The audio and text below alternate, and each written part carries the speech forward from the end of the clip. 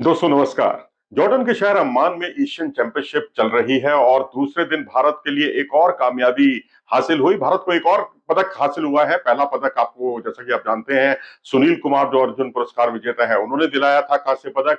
और अब एक और पदक भारत को मिला है जो नितेश ने दिलाया है 97 किलोग्राम वर्ग में, यानी 87 किलोग्राम में सुनील कुमार और 97 किलोग्राम में नितेश। ग्रीको रोमन शैली की कुश्ती में उन्होंने यह पदक दिलाया है। उनका पहला मुकाबला कजाकिस्तान के रेसलर से था, जहां वो टेक्निकल सुपेरिटी से वो मुकाबला जीतने में कामयाब रहे।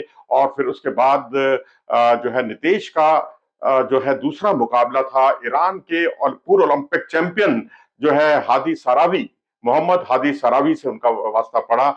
अब जाहिर सी बात है, जब ओलंपिक चैंपियन सामने आ जाए तो फिर तो धराशायी होना बहुत स्वाभाविक है। टेक्निकल सुपेरिटी से वो ये मुकाबला हारे, लेकिन इसके बावजूद क्योंकि वो फाइनल में पहुंचे, चैंपियन बने ईरानी रेसलर सराबी, तो इससे इन्हें कांस्य पदक के लिए सीधे मुकाबला लड़ने का मौका मिल गया। तुर्कमेनिस्तान के रेसलर थे इस बार सामने और इन्होंने टेक्निकल सुपेरिटी से उस तुर्कमेनिस्तान के पहलवान को पराजित करके देश के लिए कांस्य पदक जुटाया। तो इस तरह से दो कांस्य पदक भारत को ग्रीको रोमन शैली की कुश्तियों में हासिल हुए हैं। और अन्य जो रेसलर्स उतरे थे दूसरे दिन, उसमें सुमित उतरे, उन्होंने किन मिन वू, जो कि साउथ कोरिया से ताल्लुक रखते हैं, उनको टेक्निकल सुपेरिटी से हराया।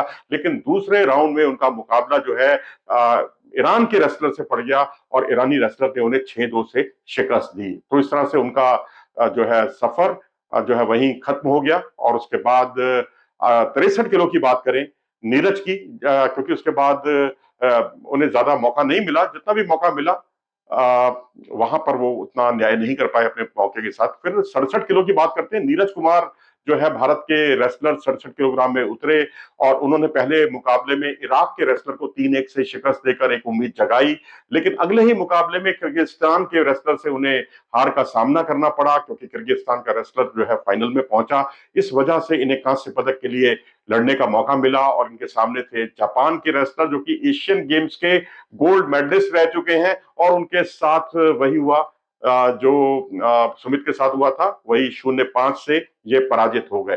उसके बाद 72 किलोग्राम की बात करते हैं। कुलदीप मलिक उतरे, जिन्हें वॉकओवर मिला कतर के रेसलर से, लेकिन अगले मुकाबले में ईरान के रेसलर से 0-8 से हारे। और फिर रैपिड राउंड में जो है वो मुकाबले के लिए उतरे नहीं। 0-0 का स्कोर दिखा रही है यूनाइटेड वर्ल्ड रेसलिंग की जो वेबसाइट है। और उसके बाद राहुल की बात करें, 82 किलोग्राम में तजाकिस्तान के रेसलर को 10-7 से हराया, लेकिन कतर के रेसलर से वो टेक्निकल सुपरिटी से हार गए। अब नितेश की बात कर रहे हैं। नितेश का, जैसा कि मैंने आपको बताया, कजाकिस्तान के रेसलर को हराया इन्होंने और उसके बाद ईरानी रेसलर से हारे और तुर्कमेनिस्तान के रेसलर को इन्होंने हराया से टेक्निकल सुपेरिटी से।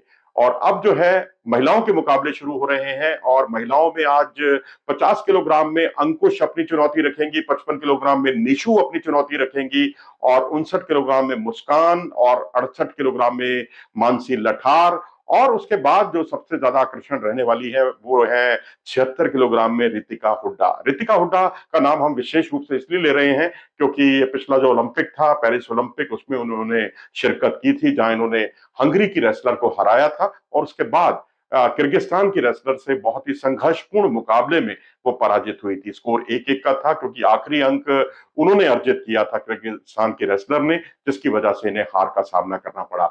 तो नितेश जो है अब उनके तेजी से बढ़ते हुए कदम है। अंडर 23 में उन्होंने कई कामयाबियां हासिल की हैं। अब यहां तो कांस्य पदक इन्हें मिला ही। इससे पहले अगर आप अंडर 23 की बात करें तो एशियन अंडर 23 चैंपियनशिप जो पिछले साल हुई थी, वहां इन्हें सिल्वर मेडल हासिल हुआ।